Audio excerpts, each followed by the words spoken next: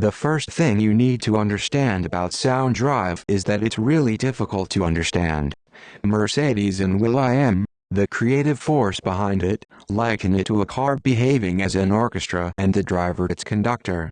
By reacting to readings from sensors in the pedals, steering, and suspension, sound drive remixes or even composes songs from pre-recorded samples as you travel. But unlike the Hans Zimmer-generated soundtrack in, say, a BMW i7, we're not talking about the crescendo of one note, rising like, well, an engine note. Sound drive totally reimagines whole existing songs. Once the samples to work with have been generated, there are effectively infinite combinations of how you can improvise with it, depending on how you're driving. Amusingly, Mercedes thinks it counts as a safety feature.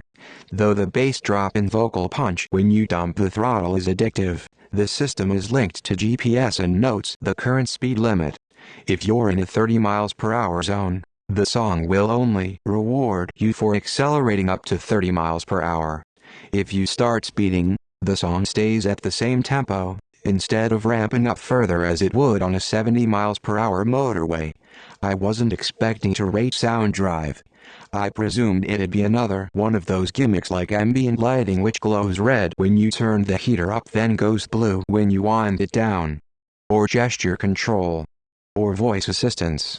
Something we're told is the future, but is a novelty at best or annoying at worst.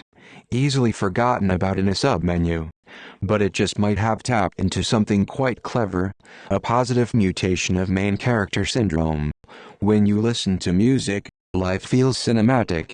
Whether you're driving, working out, sat on the bus or cooking in your kitchen, the right song at the right time feels like your life is being scored with a soundtrack in real time.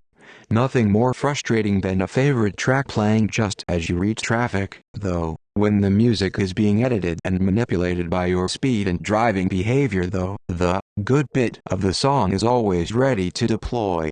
Just as a high-tempo song will be used to signal a climactic car chase in a film, when sound drive is activated you can't escape the notion your life is being soundtracked in real time. In the neon-lit streets of Las Vegas, it produced flashbacks to the title sequence of Drive. And that makes a mundane drive feel a little more stimulating. It's also more authentic than an EV playing a fake engine note to fill the awkward silence.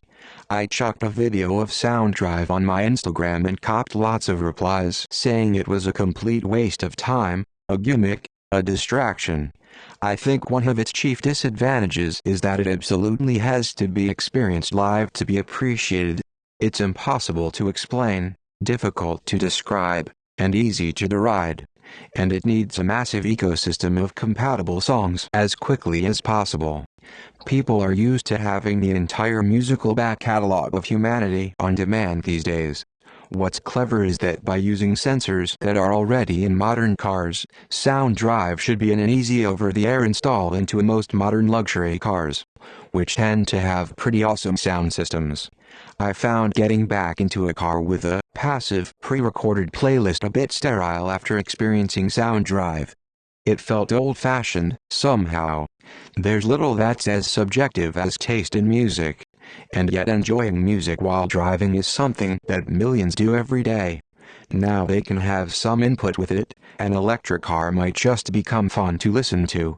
And if it buys an EQE some relevance with younger customers, it'll be music to Mercedes ears too.